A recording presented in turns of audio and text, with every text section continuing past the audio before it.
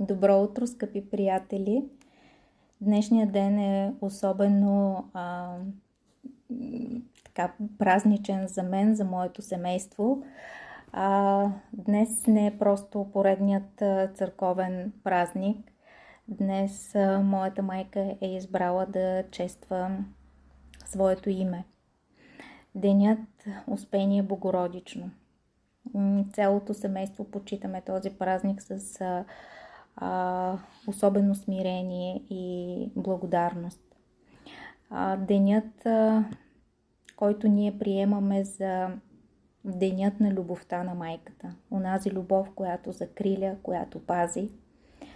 Днес е ден, в който всеки един от нас може да се обърне навътре в себе си и да види каква е връзката между него и неговата майка.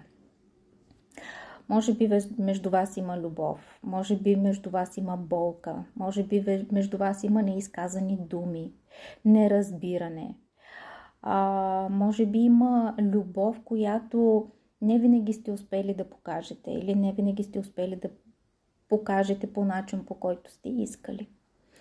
Но днес ви предлагам да погледнете на тази любов и на тази връзка с очите на вашата душа. Вижте вашата майка пред вас. Представете си мама пред вас. И си представете Богородица, която стои зад нея.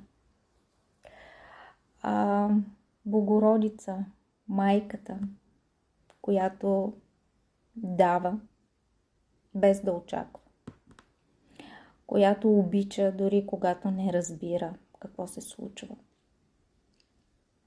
Сложете ръка на сърцето си и произнесете думите: Мамо, приемам те такава, каквато си.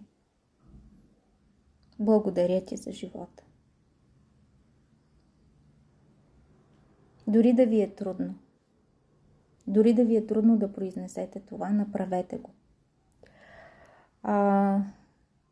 Защо е важно за вас да го направите това? Защото тези думи може да приемете като семе, което посявате във вашето сърце. И с особената енергия на днешния ден, нека Божията майка да благослови това семе в сърцето ви. И ако днес ви е трудно да произнесете тези думи, следващия път може би няма да е толкова трудно. И обичайте вашата майка. Обичайте я или поне я приемете такава, каквато е. Защото не трябва да забравяте, че мама преди да е била ваша майка, преди всичко е жена. Жена с нейния път, с нейния опит, с нейните решения и с последствията, които тя носи от тези решения. Може би вие не знаете всичко, което и коства тя да приеме тези решения, да ги отстоява и да живее с последствията от тях.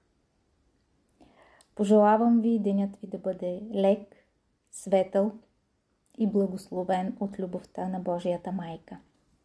Бъдете щастливи!